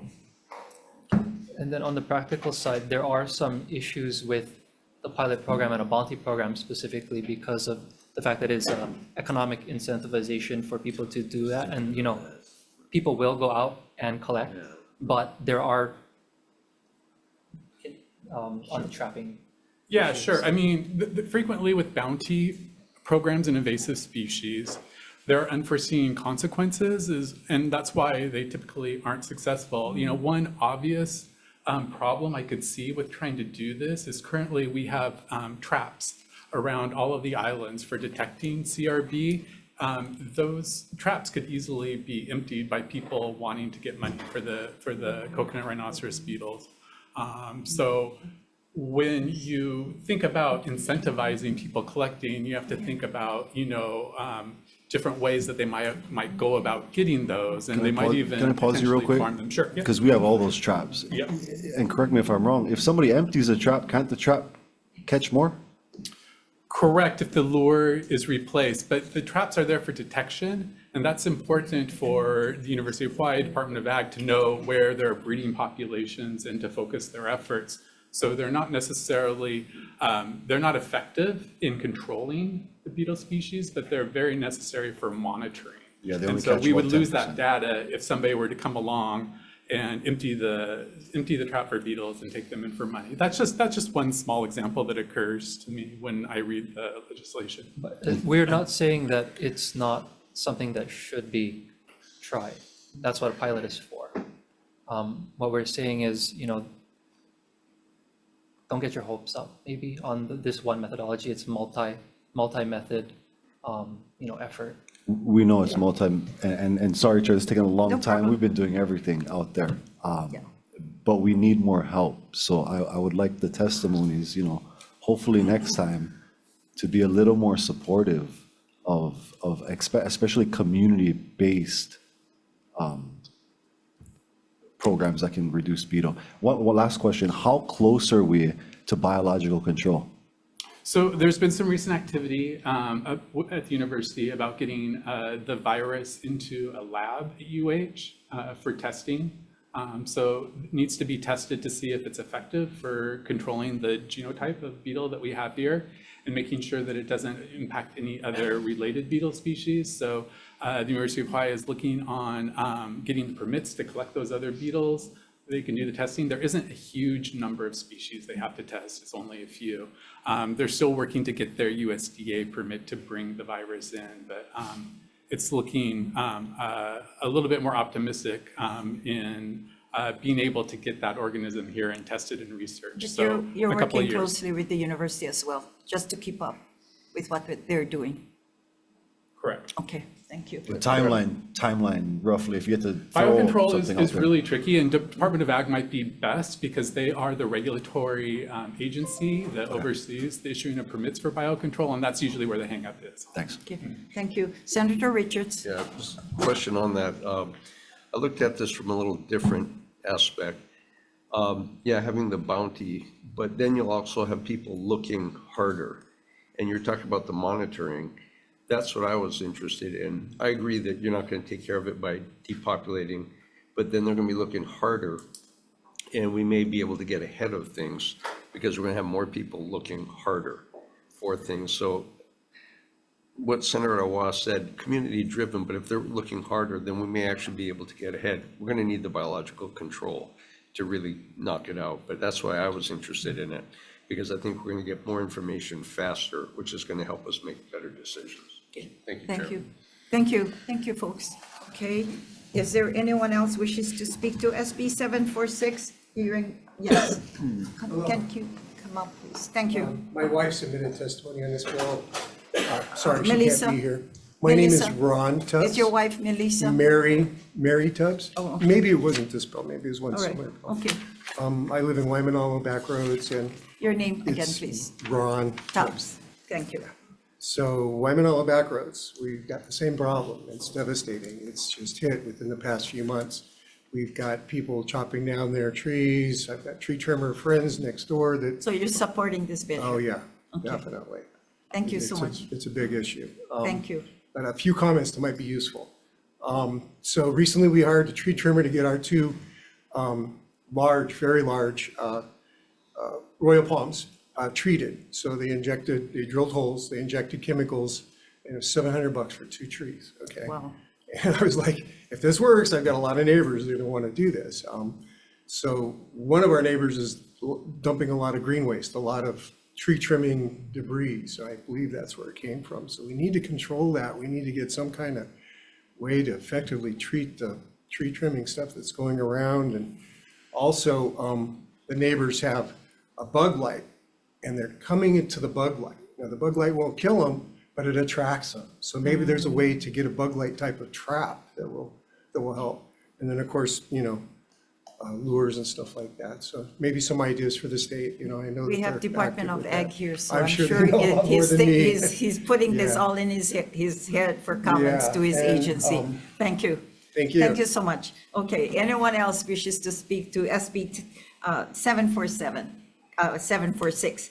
Hearing none. Okay, we're almost there. SB 1074, relating to environmental impact statements.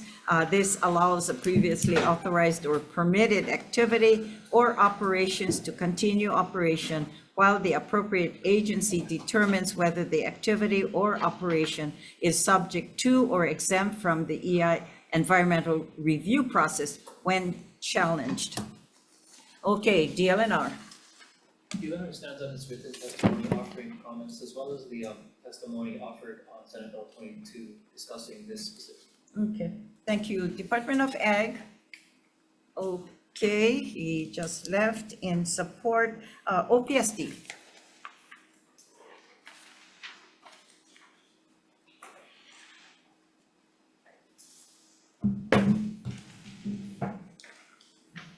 Chairs Mary Alice Evans with OPSD and Tom Eisen with our Environmental Review Program. Because we support fisheries for Hawaii, we strongly prefer this bill over SB 22.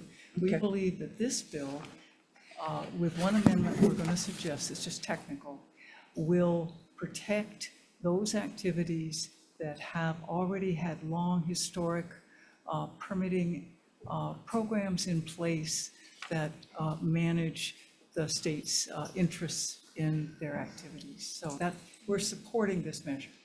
Okay. And the technical amendment is in our testimony. Okay, I was going to ask with regards to the amendments. So exactly what you see with the amendments, and you've heard some of the discussions happening. Is there anything else to add to the amendments? Well, what I'd like to do is, because of this sensitive issue before us, I'd like to move this measure on Tier 2 as well, because it goes on to judiciary. And I think this is the pretty important measure that we want to have judiciary really look at it. And knowing that we're not attorneys, that this would be the appropriate measure to move to judiciary. So with that said, you're confident that the amendment that you sent over, you want to add to it, or that'll be fine? No, that will, I think, protect those activities that have Can already. you talk into the mic so Sorry. everybody can hear you? Yeah. I think this measure will protect activities that have a long historic history of being permitted, while any challenges to their environmental disclosure documents work their way through the courts. Oh, okay. Members, any questions? Senator McKelvey. I'm just going to throw out here real quickly. Don't you think DLNR, the state, should be doing the EISs for all the permit? Shouldn't the state, the DLNR, be doing the EISs for all the permit holders? Even if we make this a law, and there's a whole 343 conversation I think needs to be had by the legislature, all these bills dance around this fundamental question: is the legislative intent of 343, is it still that? Was the intent when it was established still being upheld today with all these applications by the court, right, across the place? But shouldn't the state do the EISs for the permit holders? Senator, you're asking for an opinion. Is that all right if I offer one? Yes. Okay. Have at it. I do think that a permitting activity, as opposed to the actual activity itself, can be subject to the 343, and that the proposing or accepting agency, that is opposed to an applicant, can do either an exemption, an EA or an EIS at their determination that covers the entire permitting activity or program. Thank you, Chair. Okay, you're happy with that? Okay, any further questions with regards to OPSD? Thank you so much. Okay, George Garnas, sailing ships. Okay, in support, Earth Justice. Aloha again. Aloha again. We did submit written testimony, so I will And stand on that. just for the record again. You're the- Kylie Wager Cruz from Earth Justice. I just wanted to highlight that in the context of a HEPA lawsuit, it's generally the court's determination based on the facts of the situation, whether or not the activity can continue pending HEPA review. We are overall opposed to the bill because we think that it could have unintended consequences. Our understanding is that it's geared toward the commercial boating operations in West Maui in a particular place. But there are all sorts of other permitted activities that could be affected by this. And then just to answer Senator McKelvey's question, the state can do EISs on a programmatic level, and it has before in the context of fish aggregating devices. Thank you. Okay, thank you. Wayne Tanaka, Sierra Club. Good afternoon again, Wayne Tanaka, Sierra Club of Hawaii. We are in opposition to this measure as drafted. It goes, this measure goes well beyond, just the bowlers and kanapali or fishers. Like it's like anything that doesn't involve buildings could, be permitted and allowed while EIS is pending. And I just want to, make one thing clear. There is no deadlines for EISs, right? The only deadlines is the applicant wants action to happen. So for East Maui, for example, it took 18 years for an EIS to be completed. And the DLNR did nothing to require the applicant in that case to move forward with the process, but instead just rubber stamp their stream diversion permits. So we have like 18 years of loss, unaccounted for losses to stream life, to watershed health, estuary health, limu beds, communities, families unable to retain their lands, and kupuna who left this realm because just waiting just to know what the impacts were of these massive stream diversions. And that's just one example of the kind of practices that would be legitimized through this bill as written. I did want to also note that there are pathways forward under existing law under 343. Kaide mentioned programmatic EISs.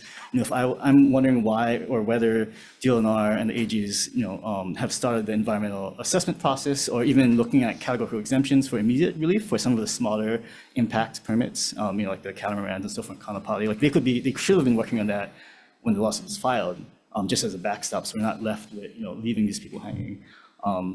So I would say, we are opposed to this measure, happy to answer any questions, and thank you for your time. I'm just curious. You did say there have been permits or previous permitting that took 18 years?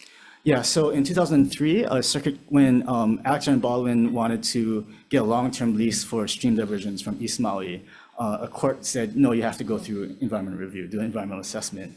They didn't even start the process till 2017, I think. Even though, we've been telling DLNR, just get them, instead of rubber stamping their permit, just make conditions, say, get this started, give us benchmarks. They didn't even start to 2017, and that didn't, I think it might have been 16 or 18, but they didn't finish until 2021. And so there's a lot of harm that occurred that weren't even able to assess during that time because there's no deadlines. So we're saying that it was the agency that didn't start the process on the EIS? Yeah, well, so applicant actions, when there's someone applying, then usually they're responsible, but to comply with the 343, DLNR had opportunities to make them comply, especially since they're letting them continually divert water, but they didn't take advantage of the opportunity.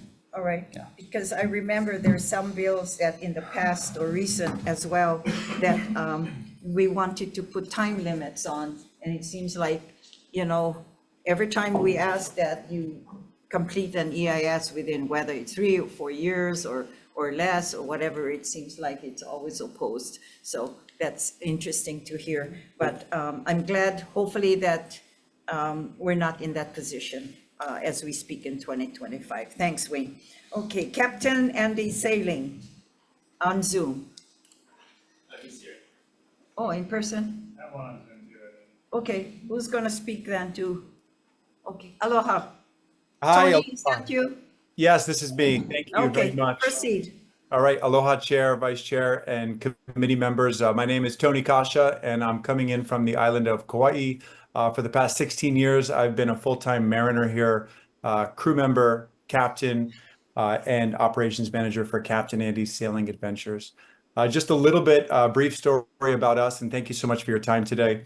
If you've never come out with an industry member, or you've never come out maybe with us, you could have missed the hundreds of children that come out on our tour every single year from elementary, high school, classrooms from all over the island of Kauai.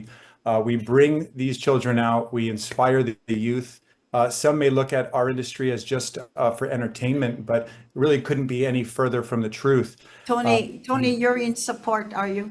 Yes, I'm in support. Okay, correct. I do need to limit our testimonies, folks, because we have this room for the next 10 minutes, and if we don't proceed and finish our agenda, most of these bills are going to Understood. die because tomorrow is deadline. But we appreciate it, and we thank you for your support. Thank you very much. Appreciate you. As well. Okay, for those of you on Zoom, I'm going to cut this off. We did receive your testimonies from Daniel, Antoinette, Isaac, Inga, and Sher O'Brien.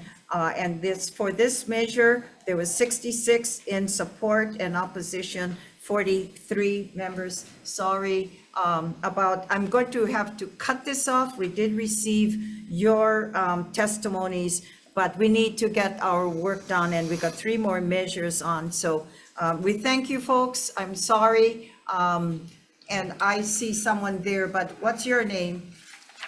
Thank you. My name is Bianca Isaki. I'll be very brief. I oppose this measure, and I do want to raise that there are several cases outstanding. I'm a solo practitioner attorney. There's one, for instance, on Kauai that we have a revocable permit, and we won at one level of the court where they said that there should have been better environmental review.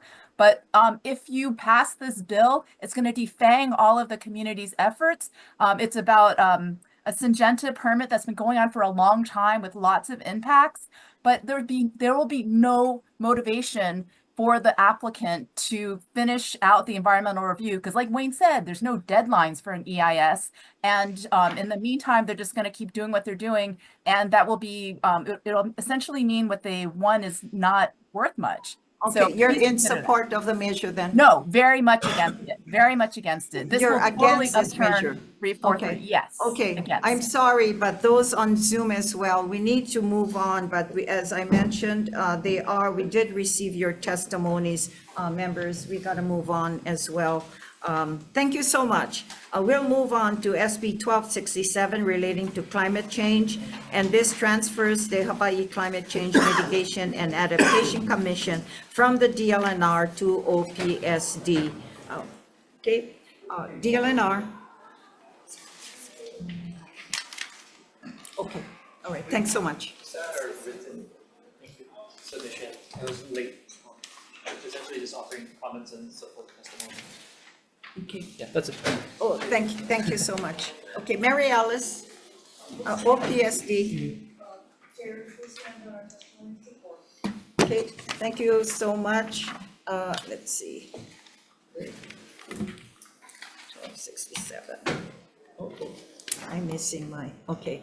All right. Is there anyone else wishes to speak to SB 1267 on climate change? Okay.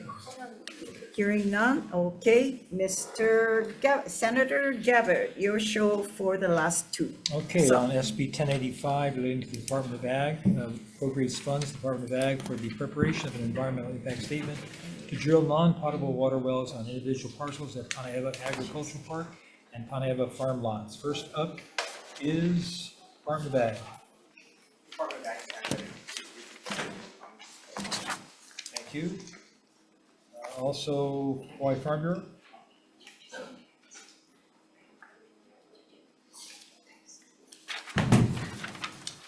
Thank you, chairs, vice chairs, members of the committees. Brian Miyamoto here on behalf of the Hawaii Farm Bureau.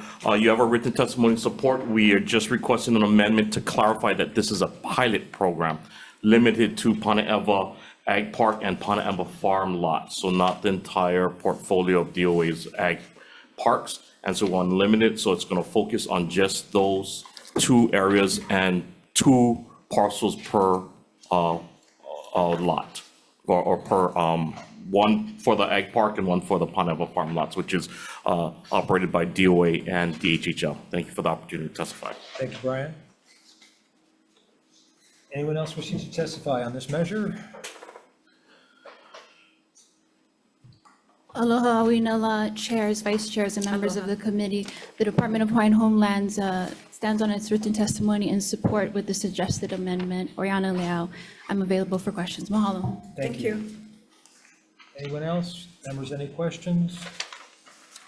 Moving on, SB 1086 relating to irrigation, authorizes the Director of Finance to issue general obligation bonds and appropriates funds to finance capital improvement projects for irrigation systems.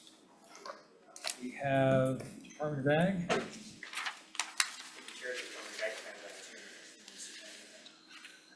Thank you. Wendy Gady from ADC. Thank you, chairs, vice chairs, members of the committee. Wendy Gady with ADC.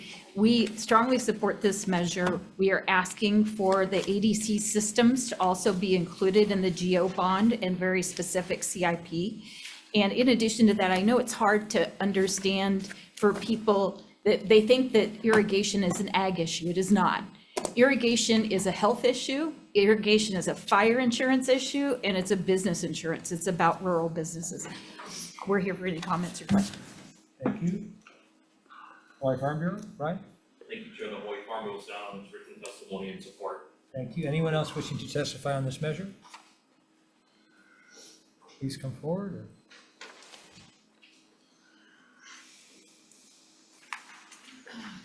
Good afternoon, chairs and vice chairs and members of the committee. My name is Stephanie Whalen, and I represent the Kunia Village Resident Workers of the Waiho'ole ditch system. I thought I sent my testimony in. I'll, I guess, give it to the clerks if you didn't receive it. But basically, we're in strong support. My testimony was specifically on Waiho'ole ditch, but we're in strong support of all the irrigation systems and bonds for them. Thank you. I haven't seen you in a while. Thank Your you. name is Stevie. Yes. Yes, long time. Good to see you. Good seeing you. Stay active. Anyone else? Members, any questions? Okay, Chair. Back to you. Okay. No, we got the, oh yeah, we're done. Yeah, yeah. Okay. Plenty of time. 3 All minutes. right. Okay, we got time to look at these measures as well. I've got your recommendation. Okay, you okay with most of them? Shall I just run the line and see? Okay, all right. Okay. You can defer the first one. Yeah. Yeah, we're going to defer those.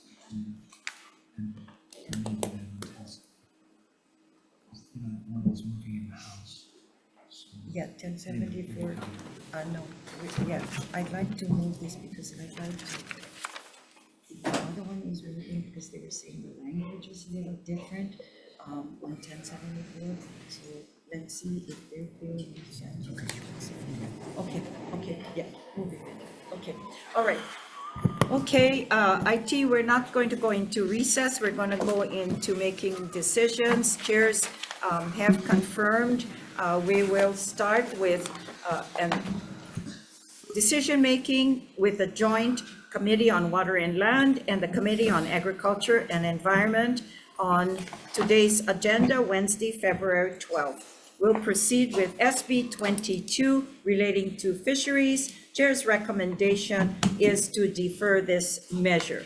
Okay. SB 150 relating to Red Hill. We'd like to certainly pass this measure. We'll just pass it with amendments, just defecting the date to January 1st, 2050 on Red Hill. Before we take that one out, for the record, I also Oh, yes. will defer as well as on 22. Oh, sorry about that, Chair. Okay. Then SB 150, Chair's recommendation is to pass with amendments, just defecting the date to January 1st, 2050. Any discussions? Okay. Hearing none for the Committee on Water and Land, Chair's recommendation to move this measure.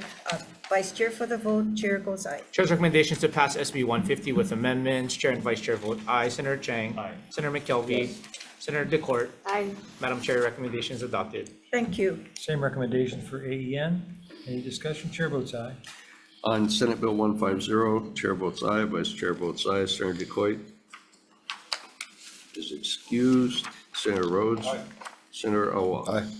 Chair, you have 4 in favor, motion adopted. Thank you, members. Thank you. On SB 315 relating to feral pigs, Chair's recommendation is to defer this measure. Okay. On SB 548 relating to Hawaii invasive, oh, excuse me. Oh, yes, sorry. That's okay. Okay, Committee on Ag. Okay, the chair will go along with the deferral from AN. Okay, thank you, Chair. SB 548 relating to invasive species council. Chair's recommendation is to pass with amendments, will blank out the appropriation and will defect the date to January 1st, 2050. Okay, this is a good measure and would like to make sure that it moves on. Okay. Any discussions for the Committee on Water and Land? Vote please. Chair's recommendation to pass SB 548 with amendments. Chairs goes aye. Chair's recommendation is to pass SB 548 with amendments of the 5 members present on water, land. Any no votes or votes or reservations? Hearing none, Madam Chair, recommendation is adopted. Same recommendation for AEN. Any discussion? Chair votes aye. On matter of SB 548, Chair vote passing with amendments, Chair votes aye, Vice Chair votes aye. Senator DeQuoit is excused. Senator Rhodes? Aye. Senator Awa? Aye. Yeah, 4 in favor, motion adopted. Okay, thank you. SB 677, and this is relating to the Climate Adaptation Resilience Plan. Chair's recommendation is to pass with amendments to include the amendments recommended by OPSD and will defect the date to January 1st, 2050. And I'd like to expand on the amendments that was recommended, expanding the plan's deadline by 1 year due to severe staffing limitations on page 4, lines 1 to 2, quote, then 20 days prior to the convening of the regular session of 2028, unquote, and deleting the requirements to update the plan every 5 years thereafter on pages 4, lines -2-4 of 2027, and submit updates of the Hawai'i Climate Adaptation Resilience Implementation Plan every 5 years thereafter, and will defect the date to January 1st, 2050. Any discussions on the recommendations? Okay, that's okay, Chair? Okay, hearing none, then Vice Chair for the vote on SB 677, pass with amendments. Chair goes aye. Chair's recommendation is to pass SB 677 with amendments of the 5 members present. Any no votes or votes or reservations? No vote. Oh, no vote for Senator DeCourt. Madam Chair, recommendation is adopted. Thank you. Ag. Same recommendation for AEN. Any discussion? Chair votes aye. Senate Bill 677, passing with amendment, Chair votes aye, Vice Chair votes aye. Senator DeQuoit is excused. Senator Rhodes? Aye. Senator Awa? No. You have 3 in favor, motion is adopted. Thank you, members. Okay, thank you. SB 739 relating to land exchange. Chair's recommendation is this, we'll just do the, since we've had discussions on this measure, it seems like, I think we're satisfied with the language, and we'll just defect the date to January 1st, 2050. Okay, hearing none. Vice Chair for the vote on SB 739 with amendments. Chair's recommendation is to pass SB 739 with amendments of the 5 members present. Any no votes? Any votes or reservations? Hearing none, Madam Chair, recommendation is adopted. Thank you. Same recommendation for AEN. Any discussion? Chair votes aye. Vice Chair? Senate Bill 739, with passing with amendment, Chair votes aye, Vice Chair votes aye. Senator DeQuoit is excused. Senator Rhodes? Aye. Senator Awa? Aye. You have 4 in favor. Okay, thank you. SB 746 relating to invasive species. Chair's recommendation to pass with the amendments, just defecting the date to January 1st, 2050, and to add that there's technical and non-substantive amendments as well. Okay, with amendments. Vice Chair, any discussions? Vice Chair for the vote on SB 746. Chair's recommendation is to pass SB 746 with amendments of the 5 members present. Any no votes or votes or reservations? Hearing none, Madam Chair, recommendation is adopted. Same recommendation for AEN. Any discussion? Chair votes aye. On Senate Bill 746, Chair votes aye, passing with amendments. Vice Chair is aye. Senator DeQuoit's excused. Senator Rhodes? Aye. Senator Awa? Aye. 4 in favor, motion adopted. Thank you, members. Thank you. SB 1074 relating to environmental impact statements. Chair's recommendation is to pass this measure and to move on to judiciary, which is the most appropriate agency or committee to address this very important measure. And we thank OPSD to let us know as well and amend this measure to clarify that this bill addresses commercial activities and not all activities undertaken by a state or county agency. And the accepting agency is not defined in HRS. Language should be amended to say approving agency. I'm wondering if this should go in the bill or on this committee report.